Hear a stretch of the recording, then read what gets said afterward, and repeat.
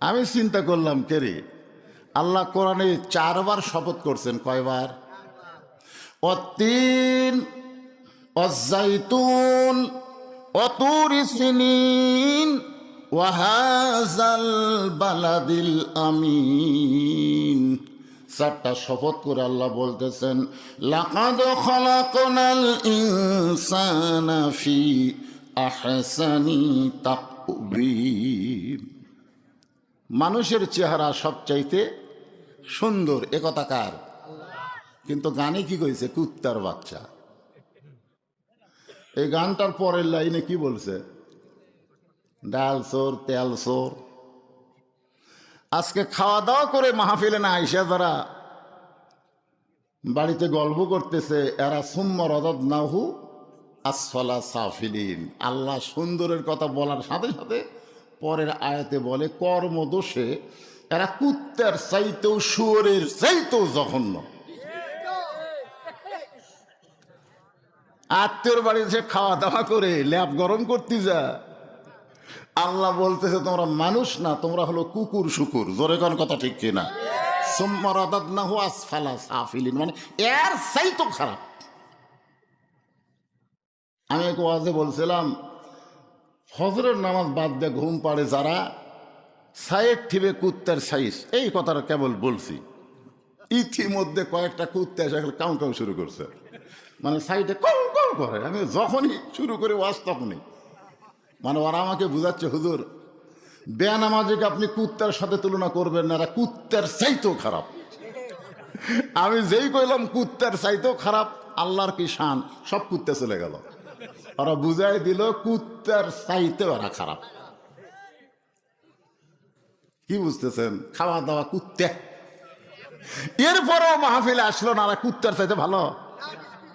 কুত্তা তো খাইয়ে দেয় নেব লড়াই।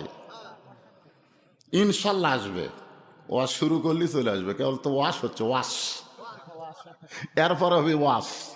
আগে ওয়াশ না করলে একটা গিলাসে পানি দিবেন, সেই গিলাসটাকে ভালো করে ধোয়া লাগবে না? আপনি কোন ধোয়া লাগবে কি লাগবে না?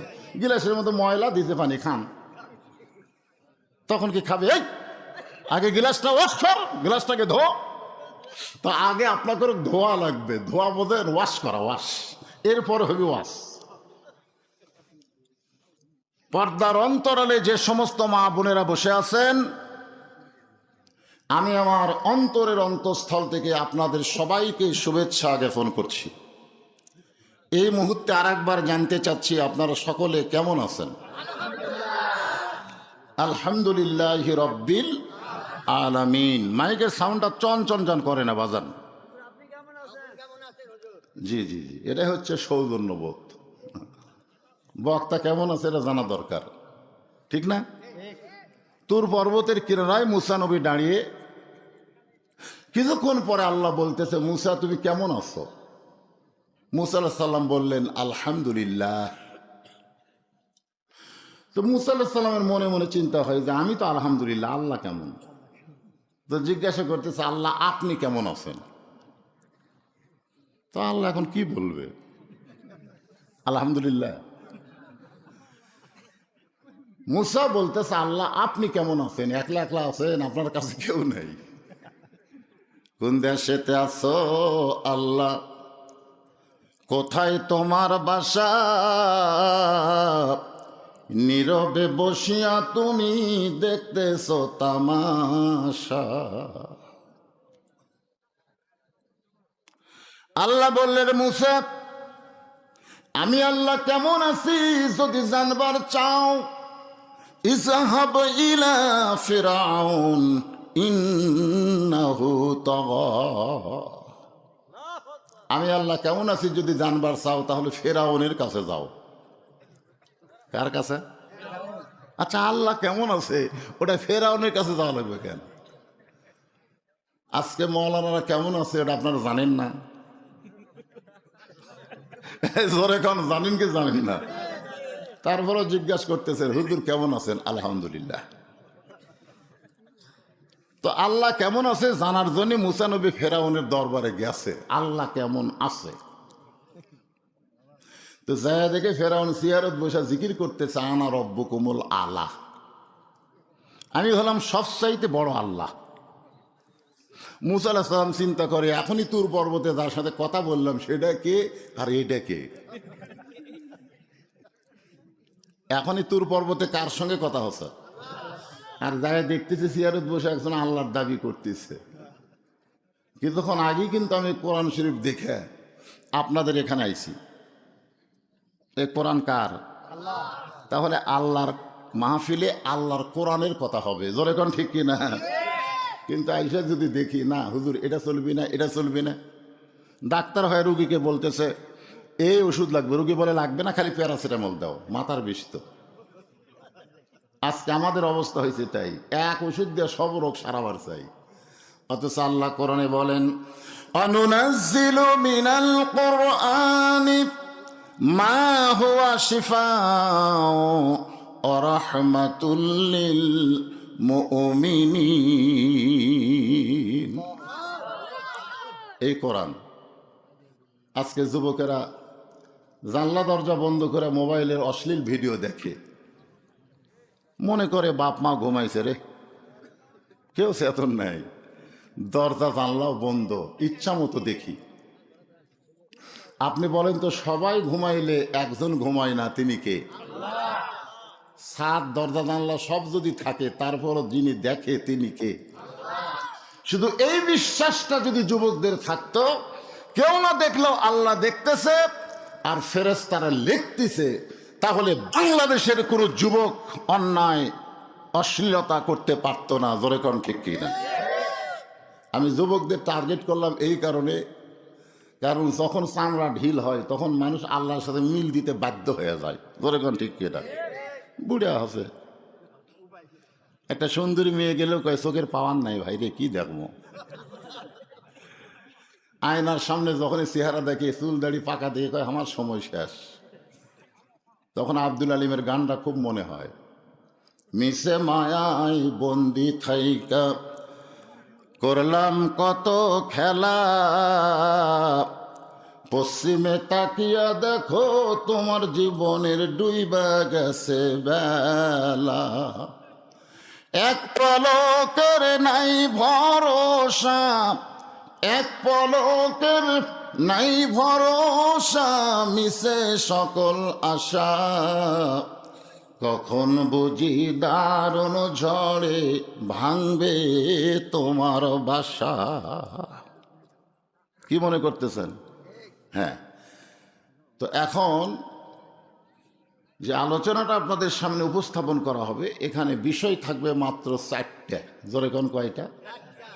1 নম্বর হলো ঈমান, 2 নম্বর আল্লাহর ভয়, 3 নম্বর সব সময়, আর 4 নম্বর মুসলমান না হয়ে মরণ নয়। আমি সে আয়াতে কারিমা আপনাদের সামনে তেলাওয়াত করেছি, এর উপর এখন তাফসির হবে। খুব খেয়াল করবেন। 1 নম্বর হলো ঈমান। জোরে কোন 1 নম্বর কি? ঈমান। ঈমান যদি না থাকে আপনি যতই ভালো কাজ করেন কাম হবে না। 3টা মানুষের নাম আমি আপনাদের বলবো। একটা হলো নবীর চাচা আবু তালেব। আপনারা বলেন তা আবু তালেবের মতন ভালো মানুষ কেউ ছিল? আল্লাহ রাসূল কি বলেছেন? রাসূল বলেছেন মায়ের পেটে আমি এতিম হয়েছি, কিন্তু দুনিয়াতে আসার পর আমি এতিম ছিলাম না। সাহাবারা জিজ্ঞেস করলেন, রাসূলুল্লাহ, মায়ের পেটে আপনি এতিম হলেন কিন্তু দুনিয়াতে আসার পরে আপনি এতিম হলেন না, কারণ কি? আল্লাহ নবী বলেন, আমার চাচা আবু তালেব আমাকে এমনভাবে লালন পালন করেছে, আমার বাবা নাই এটা কোনোদিন আমি বুঝতে পারিনি। অথচ এই মানুষটাও জাহান্নামে যাবে। কারণ কি? এই যে উত্তর দেয় না। কারণ কি? ঈমান নাই। সবচাইতে বড় দানবীর হলো দাতা হাতেম তাই, কিন্তু বেঈমান হওয়ার কারণে এত বড় দানবীর হয়েও জাহান্নামে যাবে। মহিলাদের জায়গা হচ্ছে না? আচ্ছা আচ্ছা আচ্ছা, চাপায় বসেন মা, আপনাকে ওয়াজ হবি তো। এটা তো মহিলাকে ওয়াজ করে নিয়ে, কিন্তু আমি বুড়া মানুষ করাই লাগবে। আমার মায়েরা চাপা চাপা বসেন, আপনাদের জায়গা হচ্ছে না, একটু জমে জমে বসেন। মানে আসলে মহিলারা ওয়াজ শোনে বুঝলেন, কিন্তু ধরে না। এই সমস্যা হলো এই জায়গা, ওয়াজটা তো ধরা লাগবে কিন্তু ধরে না। আপনাদের খবর কি? আল্লাহ বলেছেন স্বামী না কথা আয় না, শুনতে হবে ধরার নিয়তে। কেউ যদি সারা জীবন খালি পড়ে সোর সোর সোর সোর সোর সোর কিন্তু ধরে না, ওই গ্রামে কি চুরি কমবি? চোর ধরা লাগবে। আজকে আসুন আলোচনাটা শোনেন। ইমান।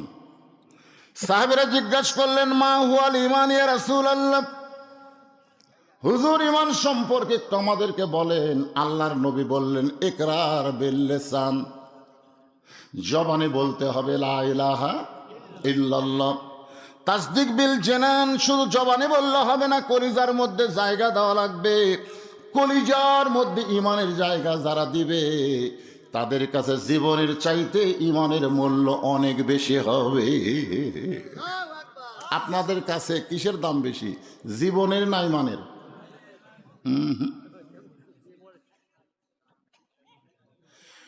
অন্তর থেকে কথাটা বলেন তো, আপনারা আসলে কি ইমানের দাম বেশি না জীবনের দাম বেশি?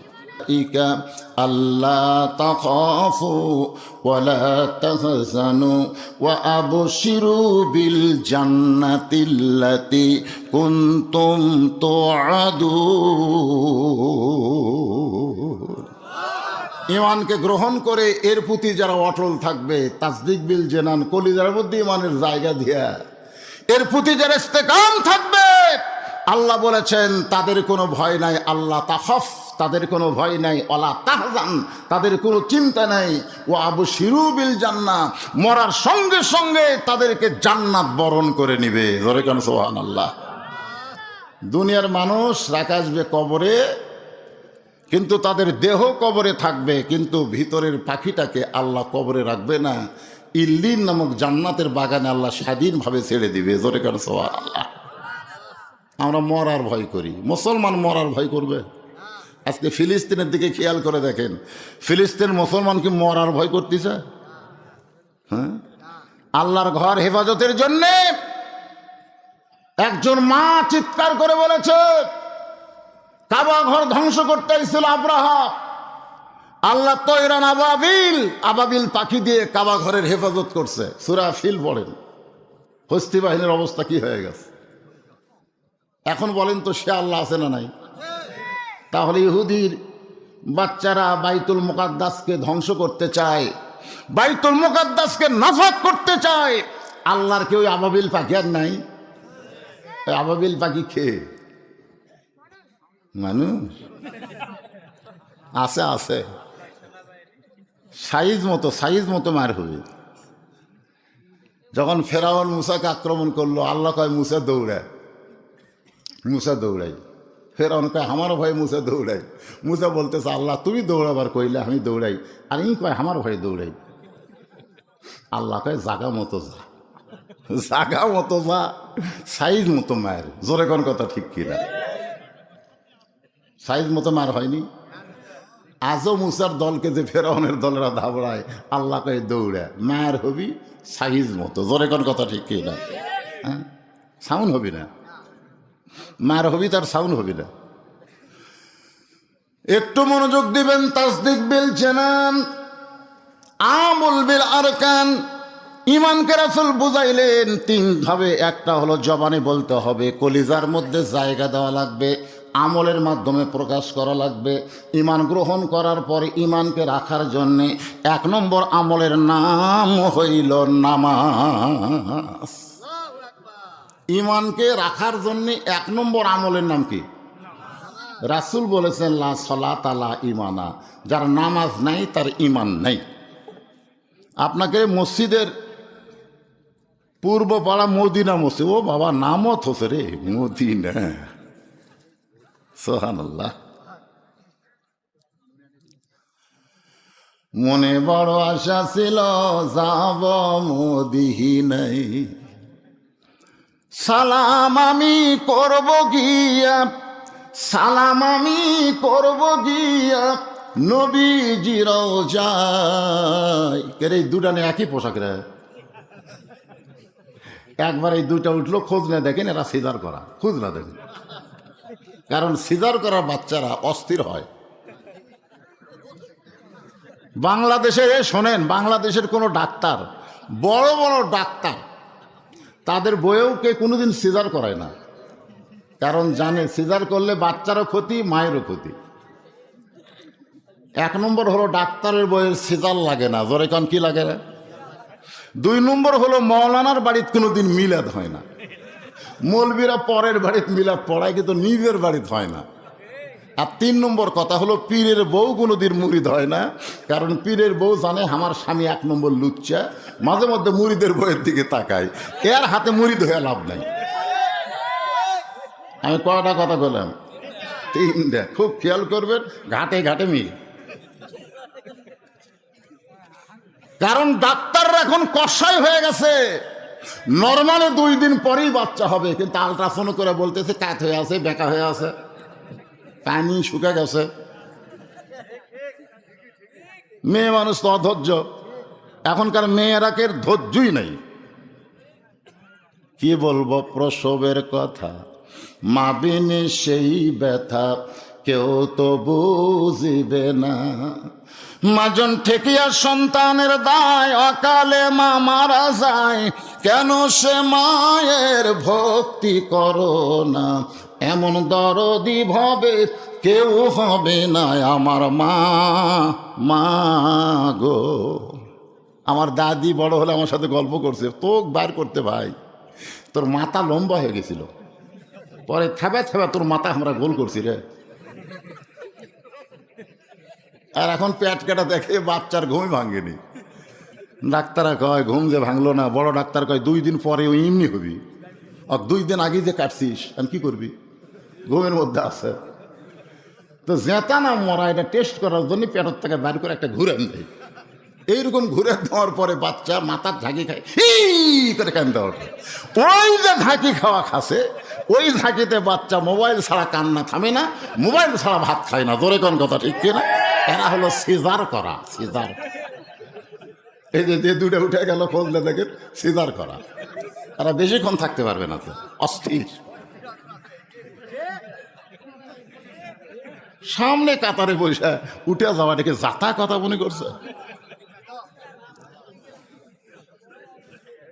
একটু মনোযোগ দিয়ে শুনবেন, ইমানকে রক্ষা করার জন্য 1 নম্বর আমলের নাম কি? নামাজ। কথা সবাই বলো না। এশার নামাজ মাগরিবের নামাজ পড়েনি, এখন ওয়াজ শুনতেছে, এরকম নাই।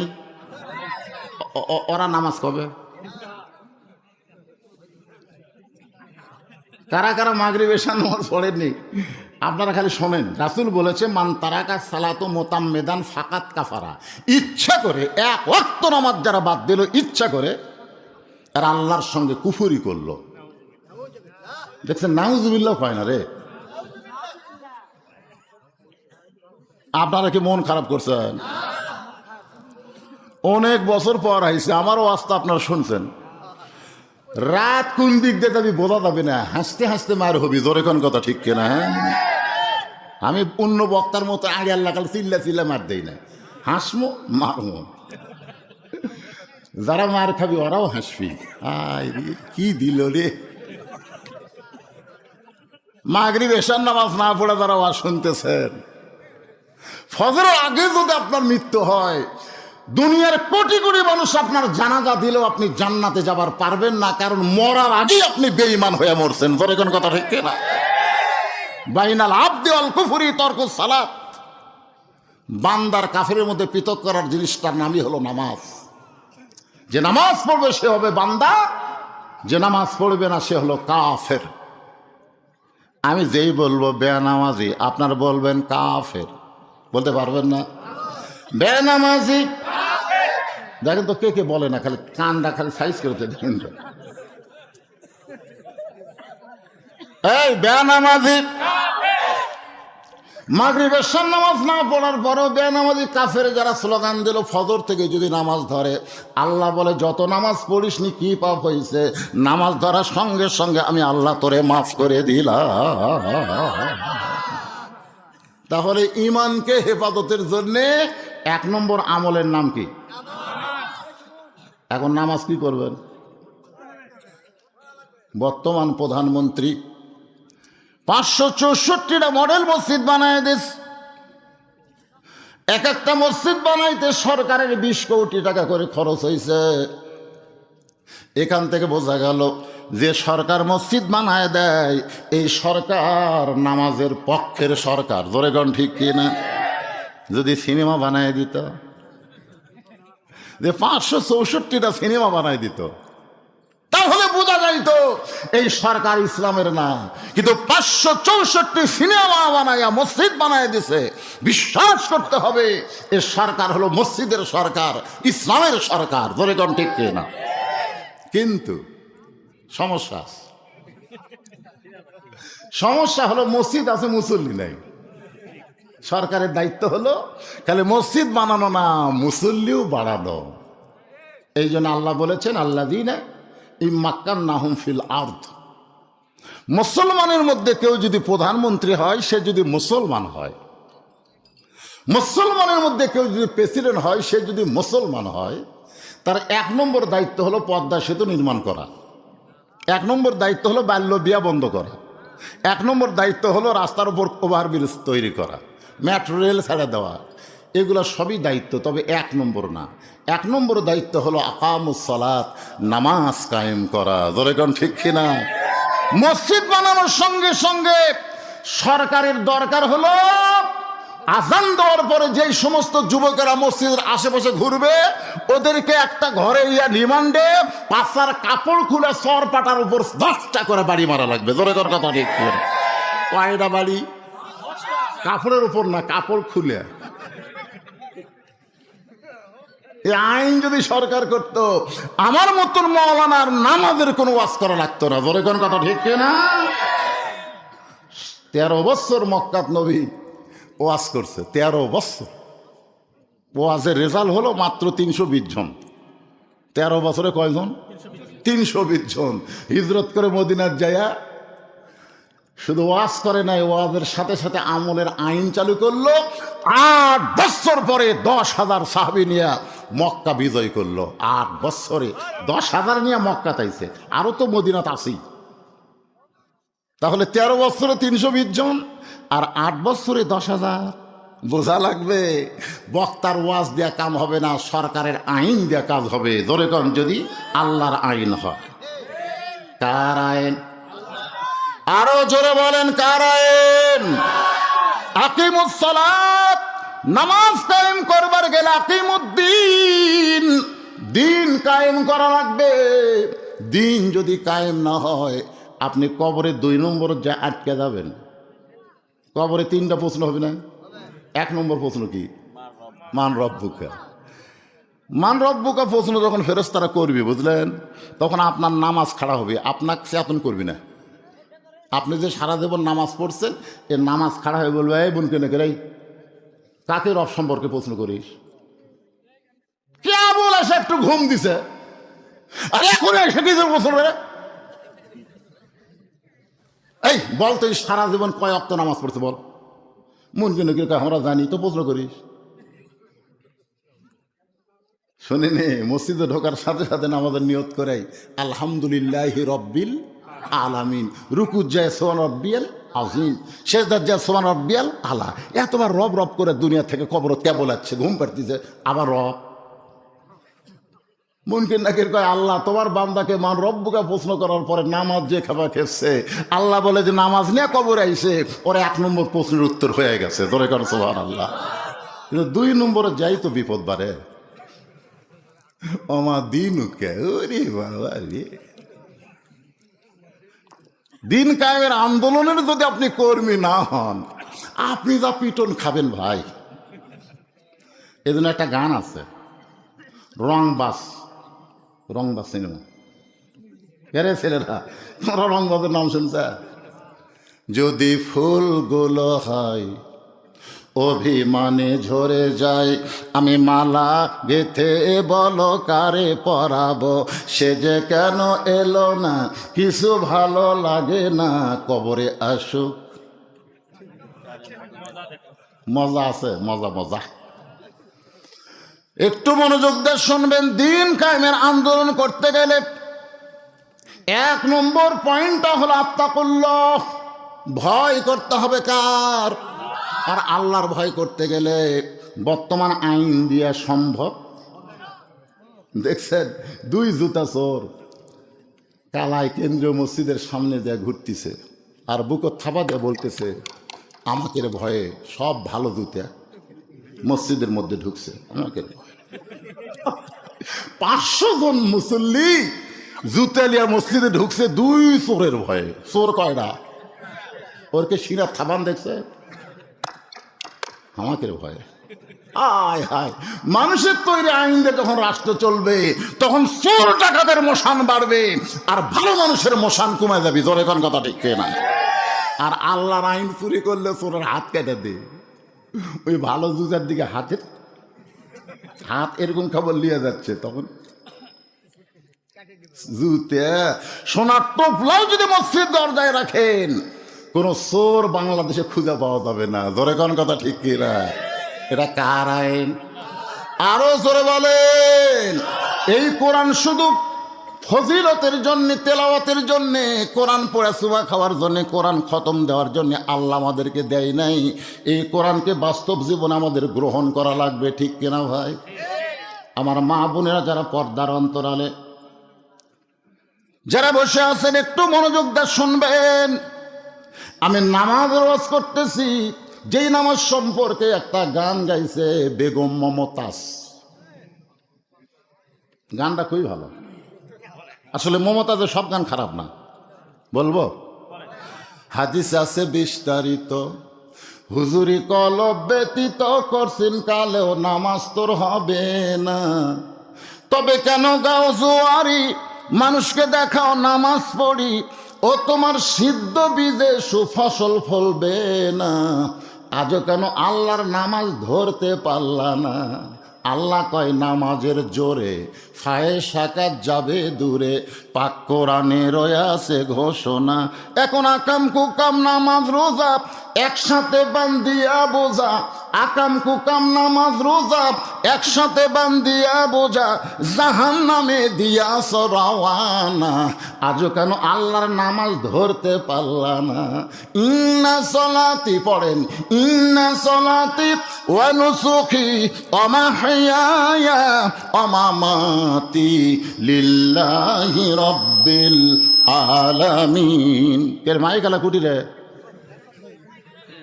কেবারে সি করে করে। আমি জীবনেও আমার ওয়াজ খুঁজে দেখবেন, ইউটিউবে না হলে আমার হাজার হাজার ওয়াজ আছে। আমি কোনোদিনও মাইকের দোষ ধরি না। আমার কোনো ওয়াজে দেখছেন যে মাইক আলাক আমি কিছু কইছি? আজও কিছু করছি না ভাই রে, দুটা জোর হাত রে। এই সিউ জন করিস না ভাই। না, হ্যাঁ, ভোল্ট নাই। ও আচ্ছা আচ্ছা, ভোল্টেজ কমবারে। ওই বেগম মমতাজ কছে কারেন্ট লিবা ফেরি করে কারেন্ট বিসবি লেওয়ার মানুষ হবি না। কারেন্ট সব জায়গাতে আছে, ভোল্টেজ যদি না থাকে তো কাম তো হবি না ভাই। ভোল্টেজ বক্তার ভোল্টেজ দেখালে কাম হবে? বুড়া মানুষ মনে করছেন ভোল্টেজ নাই, কেবল ভোল্টেজ শুরু হচ্ছে, মনোযোগ দেবে না। মাইক তুমি চেঁচাকে দিও না, আসতে দাও, ভোল্টেজ আমার দিয়ে কাম হবে ইনশাল্লাহ। ধরে কান ইনশাল্লাহ। তাহলে কি বুঝলেন? হাদিস আছে বিস্তারিত, হুজুরি কলব ব্যতীত করছেন কালেও নামাজ তোর হবে না।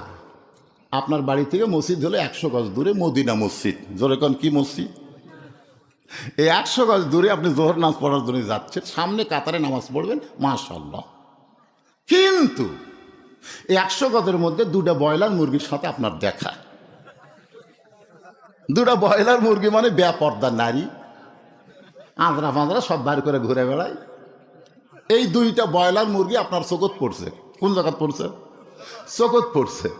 এখন সামনে কাতারে যে আপনি নিয়ত করছেন ইলা জিহাতিল কাবাতি শরীফাত আল্লাহু আকবার, নিয়ত করার পরে মুখ আছে কাবার দিকে, চোখ আছে সেজদার দিকে, আর মন খালি বলতেছে রাস্তা কি দেখলাম রে।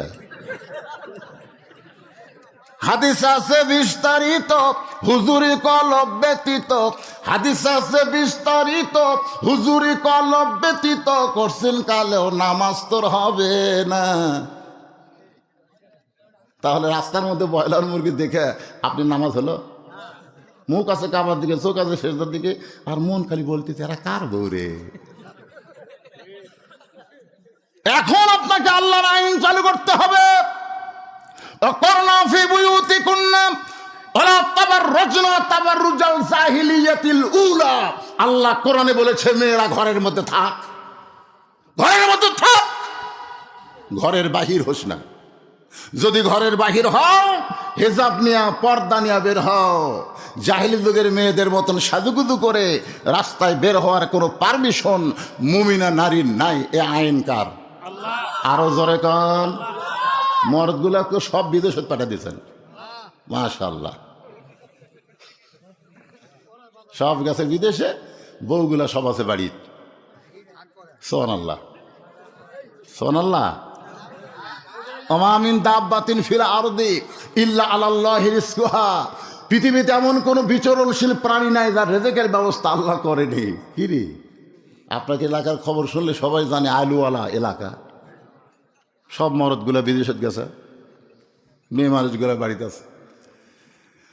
ভাই যখন বিদেশে যায় ভাবি দেওয়ার আর অভাব হয় না। ধরে কোন কথা ঠিক কি? আল্লাহ নবী বললেন, ফাতেমা বাবার সামনে ঘোমটা কেন? বাবার সামনে ঘোমটা কেন? ফাতেমা বললেন, বাবা আপনাকে দেখাই দিলাম, এই মুহূর্ত থেকে আমি ফাতেমা পর্দার ভিতরে ঢুকে গেলাম। গভীর রাত্রে হযরত আলীকে বুকের মধ্যে নিয়ে ফাতেমা কাঁদতেছে। আলী বলে, ফাতেমা কি কারণে এমন করে কান্দো? ফাতেমা বলে, স্বামী গো, আল্লাহ তাআলা আমার দোয়া কবুল করেছে। আলী বলে, ফাতেমা দোয়া কবুল হলো খুশির খবর, কি এমন দোয়া করছে সে দোয়াটা আল্লাহ কবুল করলো? ফাতেমা বলে, স্বামী গো, দোয়া করেছি আল্লাহ যেন পর্দার ভিতরে আমার মৃত্যু দেয়। আল্লাহ তাআলা পর্দার ভিতরে আমার মৃত্যু দিবে, এই ইলহাম আল্লাহ আমারে জানাইছে। জোরে গান সুবহানাল্লাহ। আলী বলে, ফাতেমা পর্দা যে মেনে চলে সে তো পর্দার মধ্যেই মরবে। বাংলাদেশের মেয়েরা পর্দা মানে না, কিন্তু মরার পরে পর্দা করে। জোরে কোন ঠিক কি না? আমার এলাকার এক মেয়ে মানুষ ভাই চেয়ারম্যান দাঁড়াচ্ছে, যত মরদ মানুষ পাচ্ছে দৌড়াতে হাত ধরতেছে, হাত ধরে বলে, ভাই আমাকে একটা ভোট দেওয়া লাগবে। ওই মেয়ে মানুষ দেখে আমি ভয় দৌড়, হুজুর হুজুর না বাবা, এমনি ওই আমার হাত ধরবি। একটা মেয়ে মানুষ যদি হুজুরের হাত ধরে আপনার বলেন তো কি হবে? সঙ্গে সঙ্গে একটা, এখন তো মোবাইল সবার কাছে আসে না, দরকার আসলে নাই, একের ভাইরাল করে দিবি রে। আমি ওর স্বামীকে বললাম, ভাই আপনার বউ যদি মারা যায় আপনি কয় কাপড় দিবেন? ওর স্বামী চোখ লাল করে, হুজুর আপনি আলেম না জালেম? আমি বললাম, কেন? বলে, আপনি জানেন না মেয়েরা মরলে কয় কাপড় দেয়? আপনার বউ মরলে যে কয়টা দেবেন, আমার বউ মরলেও সে কয়টা দেবো। মানে আমার বউ তার ভোটের ডাঙানি ভাই, আপনার বউদের ডাঙা আছে। মরদ মানুষের হাত ধরে ভোট চাটছে, তাহলে 5 কাপড় না, খাটনি পর্যন্ত চাদর দিয়ে ঢেকা তুমি। জোরে খান কথা ঠিক কিনা? সব মানুষ বলবে মেয়ে মানুষের লাশ দেখা যায় নাই, ঢাকা তো চাদর দিয়ে একটা খাটনি ঢেকাতেছে, ফেরেশতা ঘুরতেছে। আল্লাহ আল্লাহ, এই মেয়া যখন জীবিত ছিল পাড়ার সবাই এক দেখছে, আর মরার পরে 5 কাপড় দিয়ে চাদর দিয়ে ঢাকলো কে? আল্লাহ বলতেছে, ওরা বাংলাদেশ রে, ওই দেশত বাঁচতে মানে না রে, মরার পরে মানে রে। মরার পরে মাইনা কোনো কাম হবে? কতক্ষণ কাম হবে? একটু মনোযোগ দিয়ে শুনবেন। ফাতেমা আলীকে বলতে, স্বামী গো, আল্লাহ তাআলা আমার দোয়া কবুল করেছে, পর্দার মধ্যে আমার মৃত্যু হবে।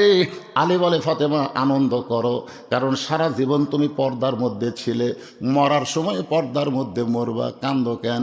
ফাতেমা বলে, স্বামী গো, কবে মৃত্যু হবে আপনি কি জানেন? আলী বলতে, ফাতেমা মৃত্যুর খবর কেউ বলতে পারে না, মরার খবর কেউ বলতে পারে।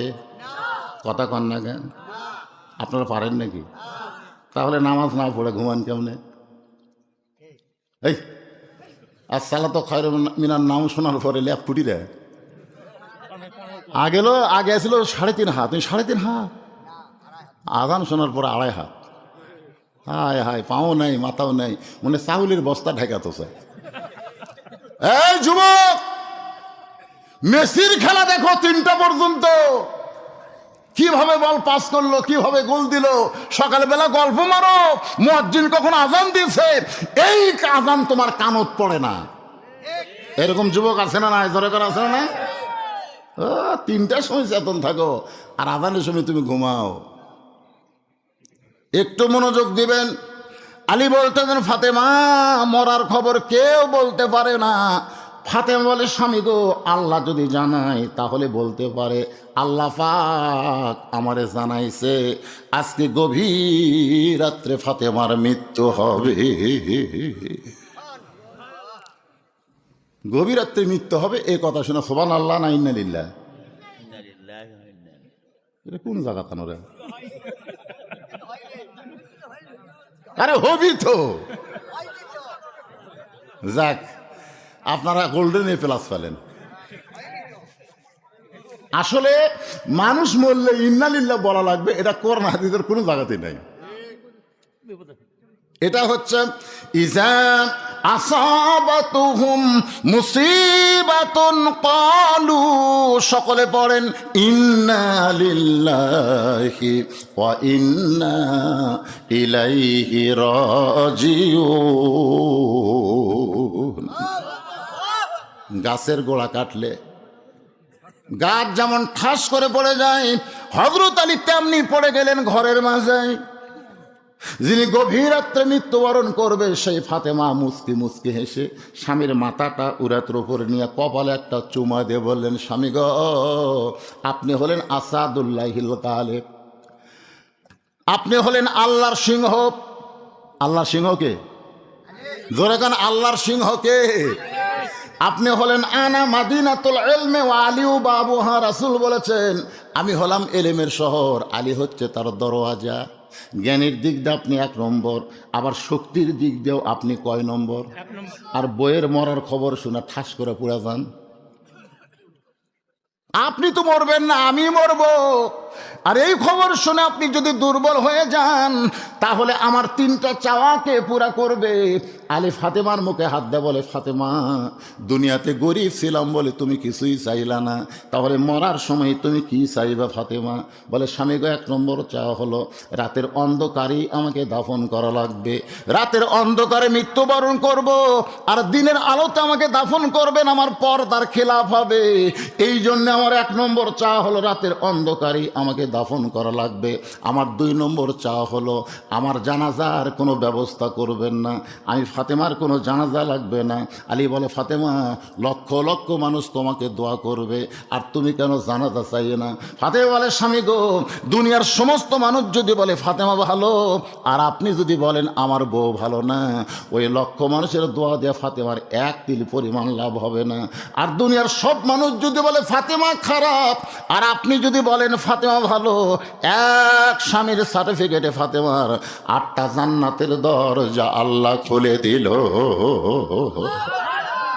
এখন বলেন বউ ভালো হওয়া লাগবে কার কাছে? স্বামীর কাছে না দেওরার কাছে? আমাকে মাঝে মধ্যে আমার ডাক হয়, কাল তুমি আমাকে দেওয়া পারো না। তুমি গোটা পাড়া খুঁজে দেখো, আমার বিরুদ্ধে কেউ নেই। আমি কই, কে রে, তুই কবার ডিউটি করিস নাকি রে? হ্যাঁ, বউ ভালো ভালো লাগবে স্বামীর কাছে। ধরে কান কার কাছে? আল্লাহ বলটা খালি তুমি, খালি তুমি আমাকে দেখা পারো না।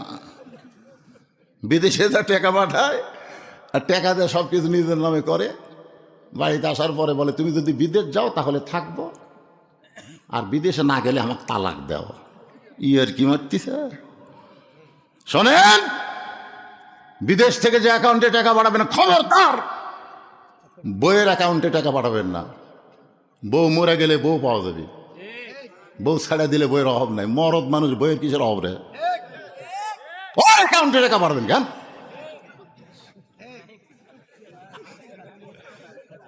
কি রাগ করতেছেন? আমার মায়েরা পর্দার অন্তরতা চিন্তা করতেছে, হুজুর এইগুলা খবর কেমনে পাইল? বাজান গো, বক্তার কানে সামান্য কিছু দিলে বক্তা থিজিস করে অনেক কিছুই বার করতে পারে। এটাই হলো বক্তার একটা যোগ্যতা। জোরে কোন ঠিক কি না? আসের একটু মনোযোগ দিয়ে শোনেন। আমার 3 নম্বর চাওয়া হলো আমার লাশটা আপনি খাটনিতে তুলবেন না। ফাতেমার দেহের ওজন এটা দুনিয়ার কোনো পুরুষ মানুষ বুঝতে পারুক, আমি ফাতেমা কোনোদিন কল্পনা করি না। যদি আমার বাবা দুনিয়াতে জীবিত থাকতো, মরা মেয়ের লাশের খাটনি বাবা কান্দে নিবার পারত। আমার হাসান হোসেন যদি বড় হইতো, মায়ের লাশের খাটনি কান্দে নিবার পারত। কিন্তু 6 মাস আগে বাবা দুনিয়া থেকে বিদায় নিয়েছে। আমার হাসান হোসেন এত ছোট, এরা মায়ের লাশের খাটনি কান্দে নিবার পারবে না। আপনি শুধু আমাকে কান্দে করে জান্নাতুল বাকির পূর্ব কোণায় সবুজ রঙের একটা বাতি জ্বলতেছে, ওই বাতি বরাবর আমাকে দাফন করবেন।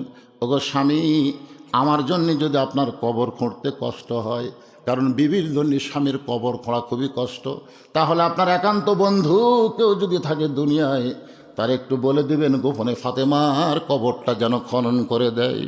গভীর রাত্রে হযরত আলী আবু যর গিফারের জানলায় ফোঁপায়া ফোঁপায় কাঁদতেছে, মনে হয় বিষাক্ত সাপ ফেনা তুলেছে। আবু যর গিফারি দরজা খুলে জানলার কাছে, আলী রে, দুনিয়াতে কত যুদ্ধ করলাম তোমার সঙ্গে, কোনো যুদ্ধে তোমাকে পরাজিত আমি হতে দেখি নাই। আজকে তোমার জীবনে এমন কি যুদ্ধ শুরু হলো, যেই যুদ্ধে পরাজিত সৈনিকের মতন আমার জানলার কাছে কাঁদতেছ? আলী বলতেছে, আবু যর, একজন পর্দা নিশি গভীর রাত্রে দুনিয়া থেকে বিদায় নেবে। আবু যর, এ রাতের অন্ধকারই তাকে দাফন করা লাগবে। যা যা একটা কবর কর। আবু যর গিফার বলে, আলী রে, সেই পর্দা নিশি কে গো, তার নাম কি তোমার জানা নাই? আলী বলতেছে, 6 মাস আগে আমার হাসান হোসাইন নানা হারাইছে, আবার 6 মাস পর আজকে গভীর রাত্রে আমার হাসান হোসাইন মা হারাবে। আবু যর গিফারে বলতে, যেটা হতে দেওয়া যায় না, কারণ তোমার 2টা সন্তানের চোখের পানি কোনো সময় শুকায় না। কোনো সাহাবী পাইলেই জিজ্ঞাসা করে, তোমরা কি আমার নানাকে দেখছো? আমার নানা কোথায় রে? আমরা হাসান হোসেন খুঁজি কিন্তু নানা পাই না।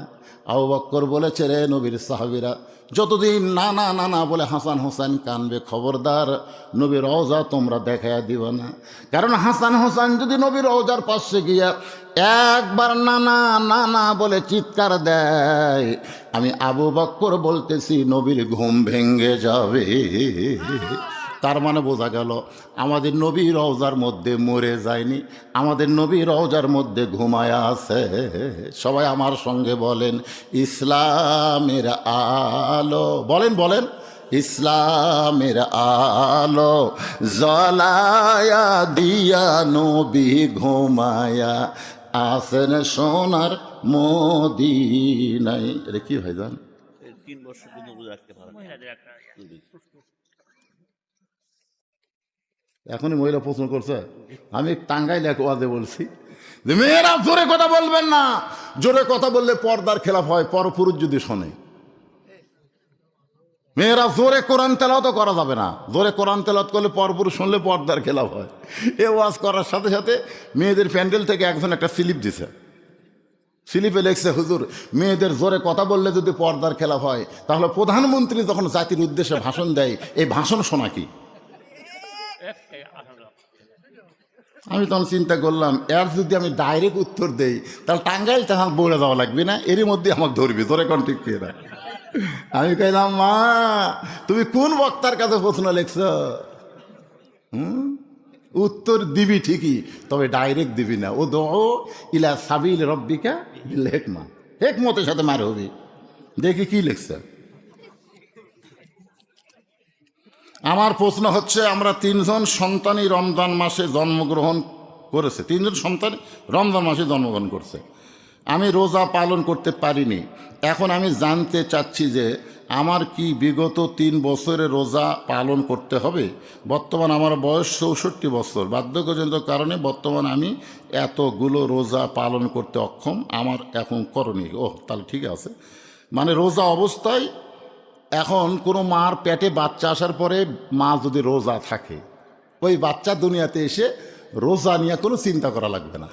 আজকে হোটেলের দরজাত কালো পর্দা দিয়ে যারা রোজার মাসে খায়, ওদের একজনকে আমি বললাম, খবর কি? বলে, হুজুর 11 মাস আমার খিদে নেই, কিন্তু রোজার মাসে খিদে বেড়া যায়। আপনি বলেন তো কারণ কি? আমি বললাম, তোর মা কি জীবিত আছে? বলে, হ্যাঁ। তোর মায়ের কাছে যা। আর মাকে গিয়ে বলতেছে আমি রোজার মাসে এত খিদা লাগে কেন? মা বলতেছে তোর দাদি এই সর্বনাশ করছে। তোর দাদি আমার কইছে বৌমা খবরদার রোজা থাকবা না, রোজা থাকলে কিন্তু পেটের বাচ্চা শুকা যাবি। আমি তুই কি তাজা ছোয়ার জন্য রোজার মাসে খাচ্ছি রে? ওই যে তোর রোজার মাসে খাওয়া শুরু আছে পেটের ভিতর, বাইরে আসা তুই রোজা থাকবার পারতেছিস না। এই জন্য মা যদি ভালো হয় পেটের সন্তান আল্লাহর ওলি হয়। সুবহানাল্লাহ কর না কেন? বিরাট ভুল করেছে, বিরাট ভুল। পেটে বাচ্চা নিয়ে রোজা থাকেনি, ওই 3 বছরে 3টা বাচ্চা দেখেন বেয়া রোজাদার, এরাও রোজা থাকতে পারবি না, কারণ রোজার মধ্যে খাওয়ার অভ্যাস আছে। একজন খ্রিস্টান নেপোলিয়ান বলেছে তোমরা যদি ভালো একটা সন্তান চাও তাহলে ভালো একটা কিসের দরকার? আরো জোরে বলেন কিসের দরকার? ভালো একটা মায়ের দরকার। মা মনে কষ্ট নিয়েন না, আপনার 64 বছর বয়স হয়ে গেছে, যদি রাখবার না পারেন টাকা দিয়ে রোজা রাখার ব্যবস্থা করেন। আসেন মূল আলোচনায়। পুরুষ মানুষের জন্য নামাজ রোজ আমি করতেছিলাম, মনে আছে না ভুলে গেছেন? হাদিস আছে বিস্তারিত, হুজুরি কলব ব্যতীত। কেরে গান্ডা গালি কি গুনাহ হবে? হাদিস আছে বিস্তারিত, লা সলাতা ইল্লা বি হুজুরিল কলব, এরই বাংলা হচ্ছে গান। হাদিস আছে বিস্তারিত, হুজুরি কলব ব্যতীত করছিন কালেও নামাজ তোর হবে না। তবে কেন গাও জোয়ারি, মানুষকে দেখাও নামাজ পড়ি, ও তোমার সিদ্ধ বীজে সুফসল ফলবে না। ফাওয়াইলুল লিল মুসাল্লিন আল্লাযীনা হুম আন সালাতিহিম সাহুন আল্লাযীনা হুম ইরাউন ওয়া ইয়ামনাউনাল মাউন। নামাজের কথা শুনলে কি বিরক্ত হচ্ছেন? মসজিদের মাহফিল যায়, মসজিদের উন্নয়ন বলতে কি মসজিদ দোতলা করা? হুজুর এত মুসল্লি হুজুর জায়গা হচ্ছে না, এই জন্য দোতলা কর্ম। তাই বললাম ভাই ফজরের খবর কি? কয় এক কাতারে হয় না। জোহরের খবর কি? আলু বাগু আলু বানতিছে, আলু বান্ধিচ্ছে। আসরের খবর কি? কয় মোলাম গাড়ি বাজারত গেছে। মাগরিবের খবর কি? কয় কোনো মতে।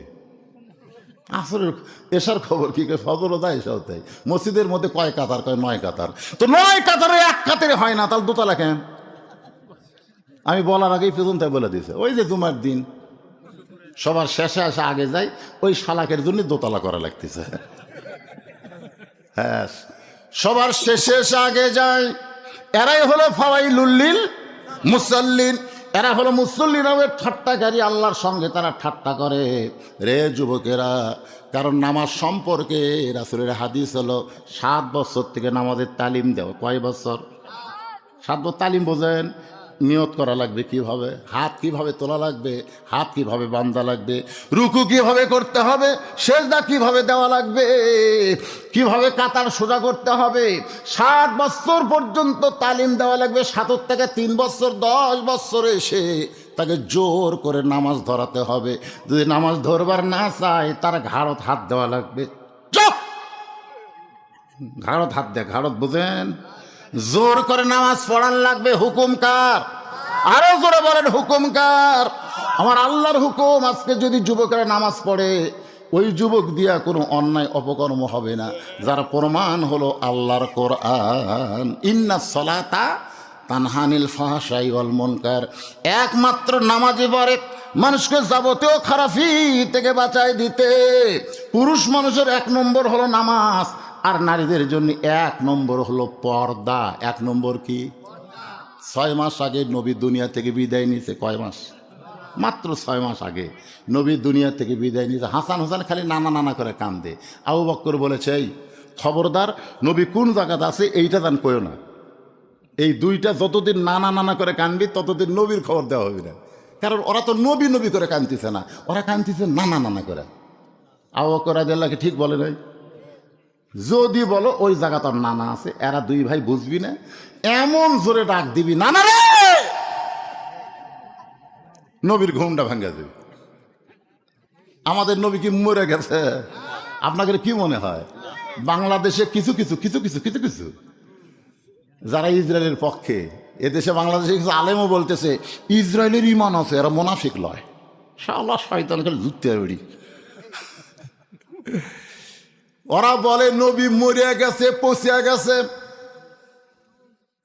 আল্লাহর বান্দার একটু খেয়াল করবেন, আল্লাহ রাস্তায় যারা শহীদ হয় তাদের সম্পর্কে আল্লাহ বলেছেন, ওয়ালা তাকুলু লিমান ইউকতালু ফি সাবিলিল্লাহি আমওয়াতুন বাল আহইয়াউ ওয়ালাকিন লা তাশউরুন।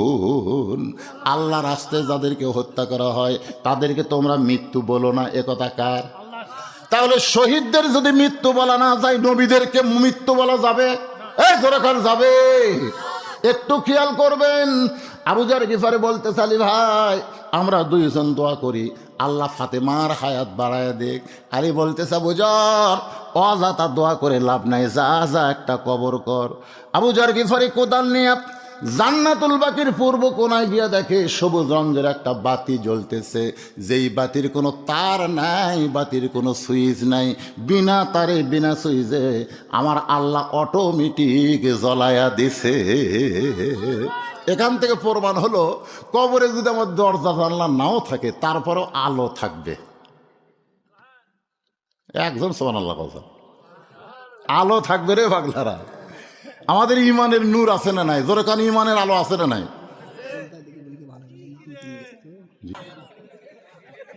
আপনি চেয়ারম্যান, আপনি ব্যাগের মধ্যে দিবেন, আপনি একটু হাতত দেন, আগে দিছেন। মাশাআল্লাহ, বড় বড় দামি দামি গাড়ির টিকিট কিন্তু বাসের মধ্যে হয় না, কাউন্টারে হয়। জোরে কোন ঠিক কিনা? এরা কাউন্টারে কাম সারতে চেয়ারম্যানের দরকার নাই, বাসের মধ্যে আর আদায় চলবে না। আপনাকে যেটা হচ্ছে ওটা দেন, 10, 20, 50, 100 যে যা পারেন একটু জিকির করেন আর দান করেন। লা ইলাহা ইল্লাল্লাহ, লা ইলাহা। একজন ওটা বসা করবেন, আল্লাহর রাস্তায় সবাই বসবেন, মাহফিলের সৌন্দর্য নষ্ট করবেন না। লা ইলাহা ইল্লাল্লাহ, লা ইলাহা ইল্লাল্লাহ, লা ইলাহা ইল্লাল্লাহ, লা ইলাহা ইল্লাল্লাহ, লা ইলাহা ইল্লাল্লাহ, লা ইলাহা ইল্লাল্লাহ, লা ইলাহা। হ্যাঁ, আদায় শেষ হলে ব্যাগগুলো কুটি যাবে টেজে। আদায় শেষ হওয়ার পরে ব্যাগগুলো টেজে দেবেন, আর মেয়েদের মধ্যে মায়েদের মধ্যে বিশ্বস্ত লোককে পাঠাবেন। কোথায়? আচ্ছা, প্রধান অতিথির আগমন, স্বপন সাহেবের আগমন, লিল্লাহে তাকবীর। মাস কেরে কি হলো? বাদি গেল কেরে? খুব ভালো হলো, ভালো হলো না? আদায় হচ্ছে এই ফাঁকে উনি আইছেন, মানে ওয়াজের মধ্যে কোনো ব্যাঘাত ঘাটতেছে না। আমার ভাই সময় মতো এসে গেছে, আলহামদুলিল্লাহ। আল্লাহ পাক তুইজ্জুমান তাশা, সম্মান দেওয়ার মালিককে। আবার সম্মানের মুকুট আল্লাহ পরায় দেখ, জোরে কোন আমিন। আপনাদের সঙ্গে একটু শুভেচ্ছা বিনিময় করবেন, তারপর ইনশাল্লাহ আবার যেখানে ওয়াজ স্টপ আছে, মনে আছে তো? আবু যার গিফারি কোদাল্লা কুটি গেছে, রে কুটি গেছে। হ্যাঁ হ্যাঁ, একটা বাতি জ্বলতেছে, যার তার নাই, সুইচ নাই, বিনা তারে বিনা সুইচে অটোমেটিক জ্বলাই দিতে মালিককে। আমাকে কবরেও যেন বাতি জ্বলে, সে ওয়াজি হবে। আত্তাকুল্লাহ হাক্কা তুকাতিহি ওয়ালা তামুতুন্না ইল্লা ওয়া আনতুম মুসলিমুন। আল্লাহ কবুল করুক। এখন আজকের মাহফিলের আমি ঘোষণা করে দিচ্ছি, মাইকটা চালু করে দেন। আজকের মাহফিলের সম্মানিত প্রধান অতিথি জনাব আবু সাইদ আল মাহমুদ স্বপন এমপি সাহেব এবং হুইপ সাহেব আপনাদের সামনে তার বক্তব্য দিবেন। আপনারা মনোযোগ দিয়ে শুনে তারপর আবার আলোচনা হবে ইনশাল্লাহ।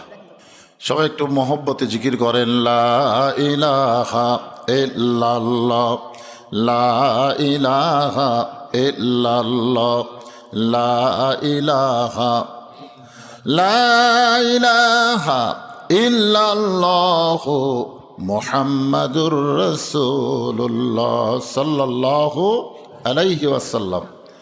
আপনাদের সম্মানিত এমপি সাহেব যে কথাগুলো বললেন, একের ওয়াজের একটা অংশই, ঠিক কিনা বলেন? একের ওয়াজের অংশের মধ্যে ঢুকে গেছে, আলহামদুলিল্লাহ। তিনি রাজনীতির একটা কথাও বলেননি, যা কিছু বলেছেন আমাদের কোরআন হাদিসের কথাই তিনি বলেছেন। আল্লাহ পাক এই পথে তাকে কবুল করুক, সকলে বলে আমিন। তিনি ভোট চাননি, ভোট চাওয়ার কি দরকার?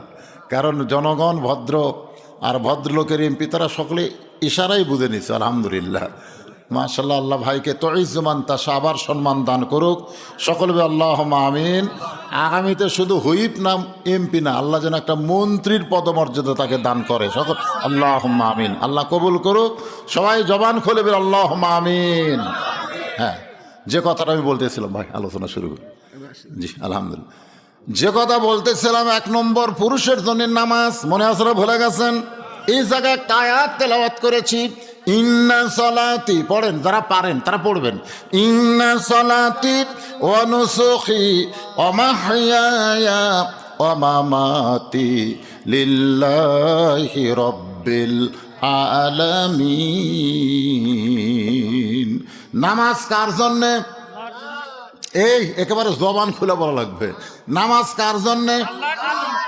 জান্নাতের জন্যে, কিন্তু নামাজ না, আল্লাহর জন্যে হলো নামাজ। জান্নাতের জন্য নামাজ, নামাজ আল্লাহর জন্য। এখানে কোরআনে আল্লাহ পাক ডাইরেক্ট বলে দিলেন, নিশ্চয় নামাজ আমার, কুরবানি আমার, বেঁচে থাকা মরা সব হলো লিল্লাহি রব্বিল আলামিন। কেবলমাত্র কার জন্যে? এখন চিন্তা করেন, এই নামাজটা আল্লাহ কিভাবে চাইছেন? আমি পুরুষ মানুষের যে নামাজের কথা বলতেছি, 5 ওয়াক্ত নামাজ, এটা কিন্তু বাড়িতে পড়লে হবে না, এটা পড়তে হবে কোথায়? মসজিদে। আমি ফরজের কথা বলতেছি ভাইজান। যদি বাড়িটাকে গোরস্থান বাড়াবার না চান, তাহলে বাড়িতে আপনি সুন্নত পড়বেন, নফল পড়বেন, কোনো সমস্যা নাই। কিন্তু 70 রাকাত ফরজ নামাজ আপনাকে জামাতে আদায় করতেই হবে। জামাতে আদায় করলে, আমার স্বপন ভাই যে কথাটা বললেন, আওয়ামী লীগ, বিএনপি, জাতীয় পার্টি, তারপরে জামাত, তাবলিগ, পীর মুরিদি, যদি তারা নামাজে হয়, মসজিদের মধ্যে গিয়াই কিন্তু তারা প্রথম শিক্ষা পায়। কারণ ভিতরে যেই কামটা আমরা করতেছি, বাহিরে সেই কামটাই করা লাগবে। 1 নম্বর কাজ হলো, দেখবেন এমপির কাছে একজন সাধারণ মেম্বার দাঁড়াবার পারবে, ধরে কোন ঠিক কিনা? বাহিরে কিন্তু চকিদার এসপির কাছে দাঁড়াবার পারবে না, কিন্তু মসজিদের মধ্যে ঢুকলে এসপির কাছেও চকিদার দাঁড়াবার পারবে, ঠিক কিনা বলেন? কথা বলেন। একজন ধনীর কাছে একজন গরিব মানুষ, একজন ফর্সা মানুষের কাছে একজন কালো মানুষ, একজন লম্বা মানুষের কাছে একজন বোমবাটু মানুষ দাঁড়াবার পারবে। কারণ যখন দাঁড়াবে তখন সবাই বলবে কাতার সোজা করো, সবাই বলবে কাতার সোজা করো। কাতার সোজা করার অর্থ বুঝাই দিল আমরা ভাই ভাই, আমাদের মধ্যে কোনো তফাৎ নাই। দৈনিক 5 বার মসজিদের মধ্যে গিয়া পুরুষ মানুষগুলো এই শিক্ষা পাবে, তাহলে কোনো দলাদলি থাকবে না, সবাই এক দল হয়ে যাবে। আপনারা বলেন তো মসজিদ কার? আরো জোরে বলেন, মসজিদ কার? এই যে আমাদের একটা বিশ্বাস, মসজিদ আল্লাহর। আর গোটা বাংলাদেশ আমরা অন্য কাকু দিয়ে রাখছি, আঙ্গুল দিয়ে আমরা দেখাই, ওই যে দেখতেছেন হুজুর, এই জায়গাটা আমার, ওই পাশের জায়গাটা ওটাও আমার, পিছন থেকে যা দেখতেছেন আমার ভাই চাচার, পত্র এলাকার মধ্যে পাও দেওয়ার জায়গা কারো নাই। সবই যদি তোমাকে হয় তাহলে আল্লাহর। বলে আল্লাহটা দেখবার গেলে 2 মিনিট হাঁটা লাগবে। 2 মিনিট হাঁটার পর মসজিদের সামনে গিয়ে বলতে যে হুজুর, এখানে আল্লাহর কিছুই ছিল না, আমার চাচা আল্লাহ 10 শতক দান করছে, আর আমরা টাকা পয়সা দিয়ে আল্লাহ ঘর বানিয়ে দিছি। আল্লাহর কিছুই ছিল না, এখানে আল্লাহর কিছুই ছিল না। এই যে দেখতেছিল মসজিদ, এটা আমার চাচা, চাচা আল্লাহ 10 শতক দিছে, আর আমরা টাকা পয়সা দিয়ে আল্লাহ ঘর বানিয়ে দিচ্ছি। ফেরেশতাকে আল্লাহ, এই দেশের নাম কি, যে দেশে তোমার কিছুই নাই, ওর চাচা দিলে তুমি পাও, আর ওরা টাকা দিয়ে ঘর বানায় দেয়। যখন বললাম মসজিদের জন্য কিছু দেন, তখন আপনার মন কিন্তু বলেছে 500 ধরিস না, 200 ধরিস না, 100 হাত দিস না। মন বলেনি? আপনার পকেটে যদি 500 টাকা, 200 টাকা, 100 টাকার লোড থাকে, আর 10 টাকার লোড যদি থাকে, আপনি ব্যাগত কোনটা দিছেন? বড় লোড দিছেন। হ্যাঁ, কি রে, এ সিমেন্ট টিমেন্ট পরে এই দেখুন। আচ্ছা, এমনি বাতা পড়তেছে খালি ওয়াজের মধ্যে ভাই, জান এক টানা ওয়াজ হবে, আর কোনো সাইড নাই। হ্যাঁ, এক টানা ওয়াজ, বুঝতেছেন না? এই যারা দাঁড়ালে বসেন। নামাজ, নামাজের কথা হচ্ছে পুরুষ মানুষ, জোরে কান কি মানুষ, আর মেয়ে মানুষের জন্য যেটা হচ্ছে সেটার নাম হলো পর্দা। জোরে বলেন, নাম কি? এখন গভীর রাত আবু যর গিফারি কবর খুঁড়তে গেছে। কবর খুঁড়তে গিয়া দেখে সবুজ রঙের একটা বাতি, বাতির দিকে নজর করে দেখে তার নাই, সুইচ নাই, বিনা তারে বিনা সুইচ আল্লাহ তাআলা অটোমেটিক ভাবে জ্বলায়া দিছে, শূন্যের উপরে বাতি জ্বলতেছে। সুবহানাল্লাহ বলেন। আবু যর গিফার নিচের দিকে লক্ষ্য করে দেখে আলোটা 4 কোণা, জোরে কোন কয় কোণা? বাতির আলো কিন্তু গোলাকার হয়ে পড়ে, কিন্তু সবুজ রঙের বাতির আলো গোলাকার না হয়ে 4 কোণা। ওই 4 কোণার ভিতরে আবু যর গিফারি কোদাল দিয়া কবর খনন শুরু করলেন। কবর খুঁড়তে খুঁড়তে আবেগে এক সময় বলে ফেললেন, কবর রে, দিনের বেলা কবর না খুঁড়ে রাতের বেলা খুঁড়তেছি, তুই কি বলতে পারিস কবর তোর মধ্যে কাকে রাখা হবে? আল্লাহ রাসূল কিন্তু একদিন ফাতেমাকে বলেছিল, ফাতেমা তুমি কখনোই মনে করবো না যে আমি নবীর মেয়ে, আমি নবীর মেয়ে মেলে তুমি জান্নাতে হবে, এটা কখনোই মনে করবা না। জান্নাতে যদি যাবার চাও তাহলে জান্নাতের আমল করে তোমাকে জান্নাতে যেতে হবে।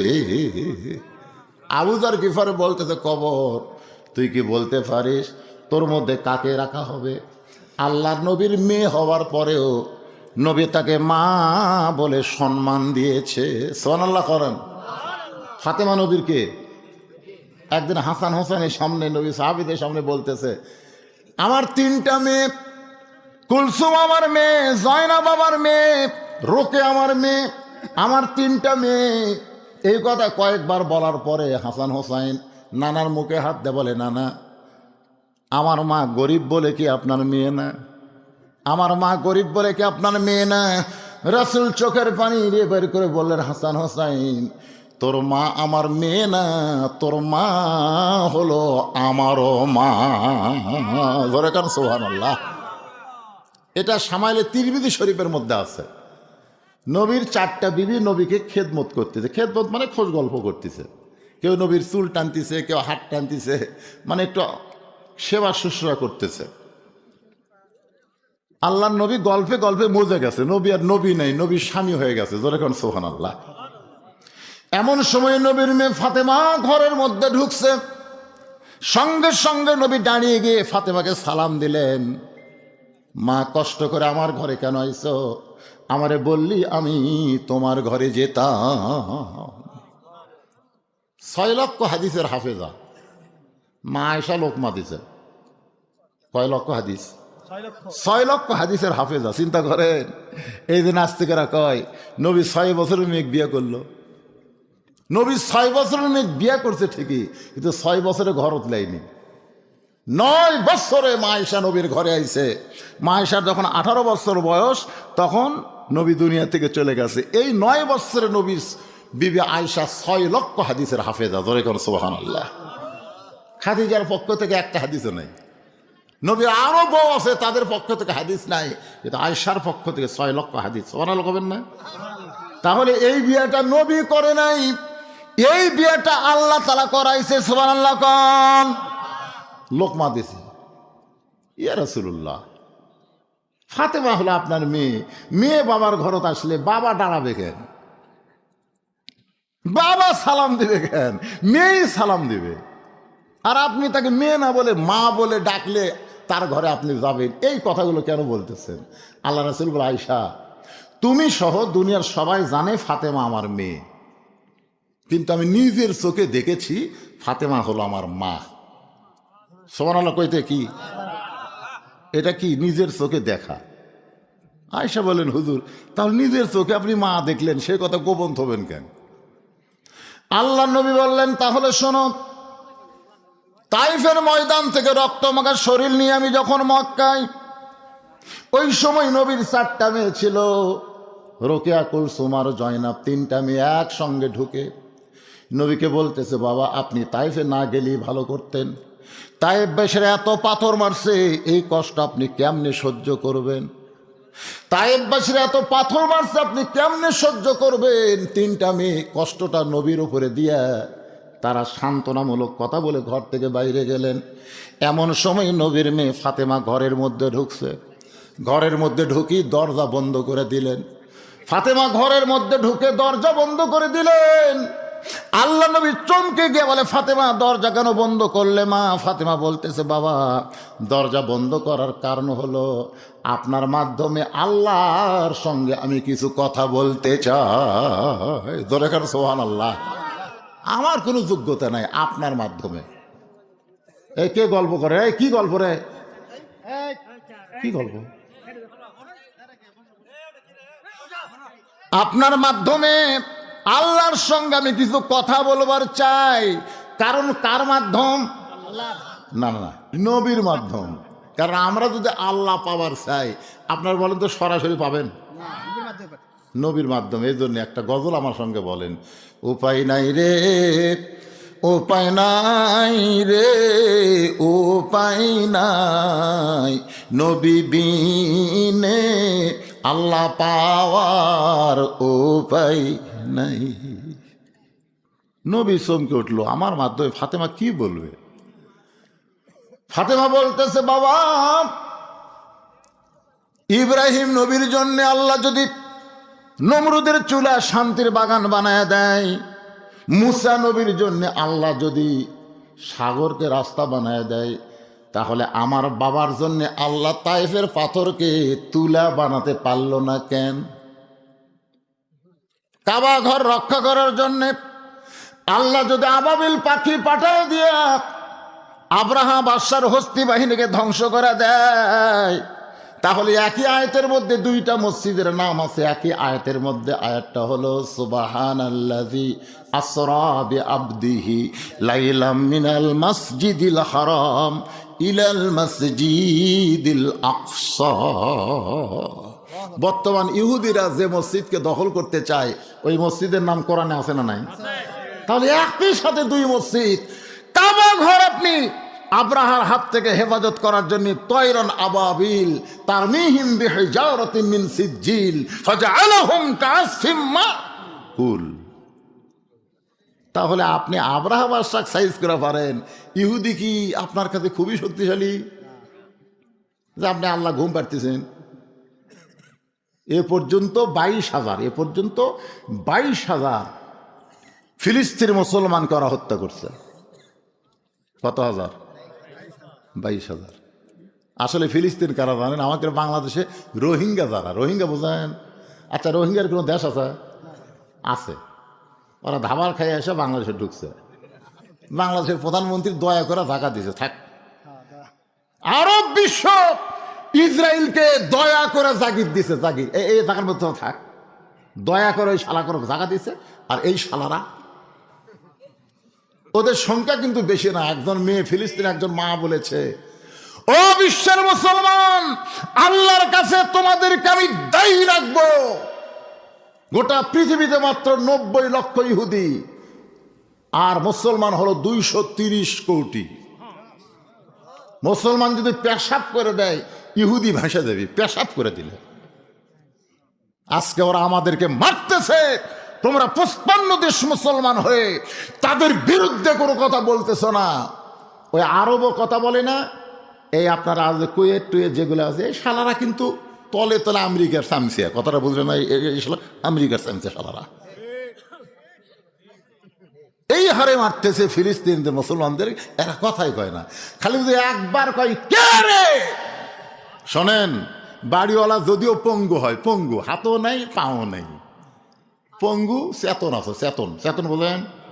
আর আমার মতন জুয়ান তাগড়া একজন চুরি করে বেড়াচ্ছে, পঙ্গু কিন্তু চেতন আছে। চোর যেই দরজাত হাত দিয়েছে, পঙ্গু কে রে। আপনার বলেন তো চোর থাকবে না দৌড় দিবি? চোর ওরে বাবা রে, চেতন আছে। মুসলমানের অস্ত্র নাই, বোমা নাই, কিন্তু কে রে শব্দটাও পর্যন্ত নাই। মানে মুসলমান ঘুমে গেছে, এমন ঘুমের ট্যাবলেট এই সারা আমেরিকা খিলে দিছে, তারা ঘুম পড়তেছে। আমি এই কথাটা বুঝাবার চাচ্ছি যে আল্লাহ ইব্রাহিম নবীর জন্য নমরুদের চুলা শান্তির বাগান বানায় দিল, মুসা নবীর জন্য আল্লাহ সাগরকে কি বানায় দিল?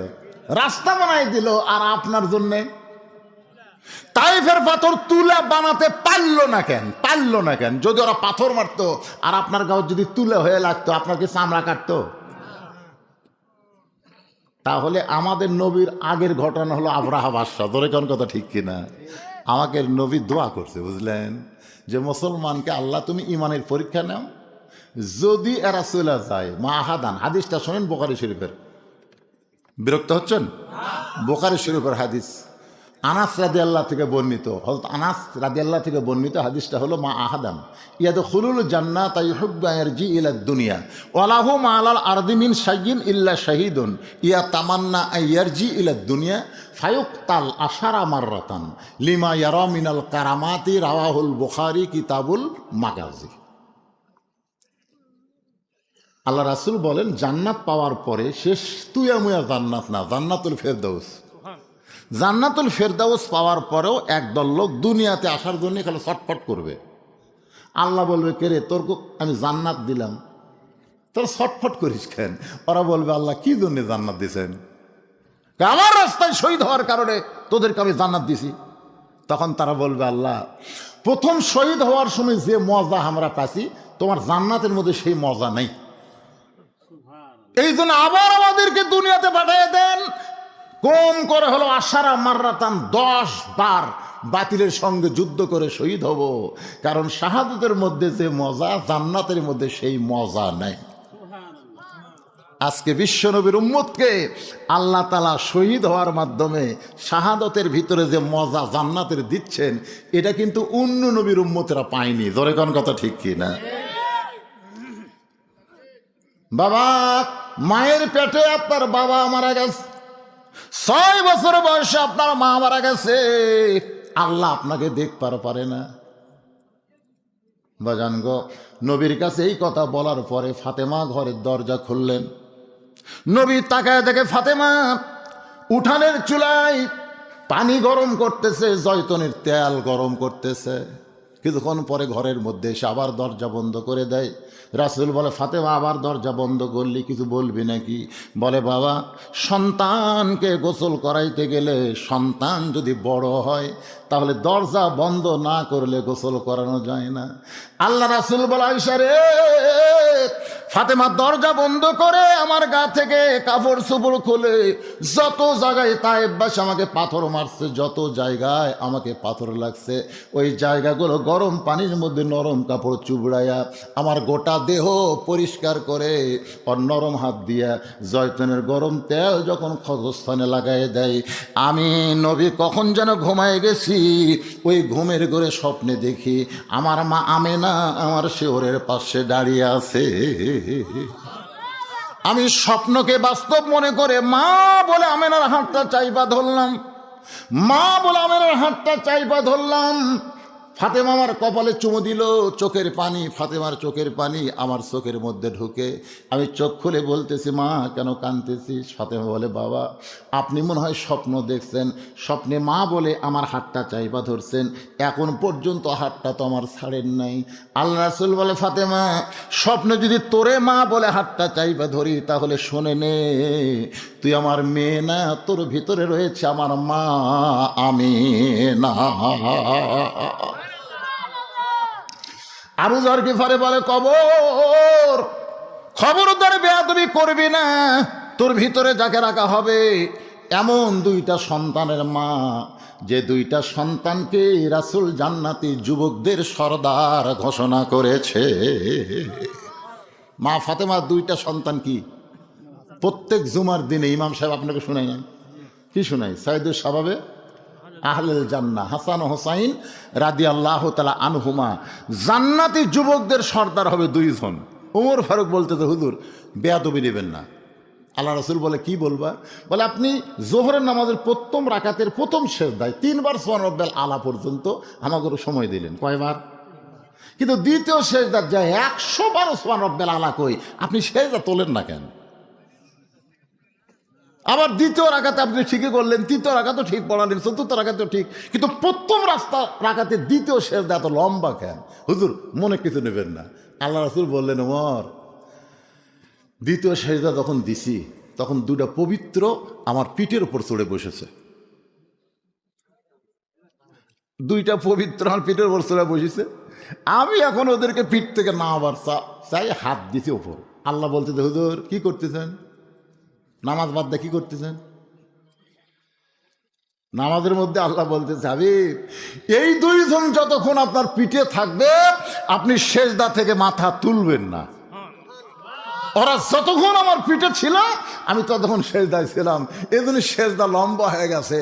সঙ্গে সঙ্গে আমার ফরক বলেন আল্লাহু আকবার, আল্লাহু আকবার, আল্লাহু আকবার।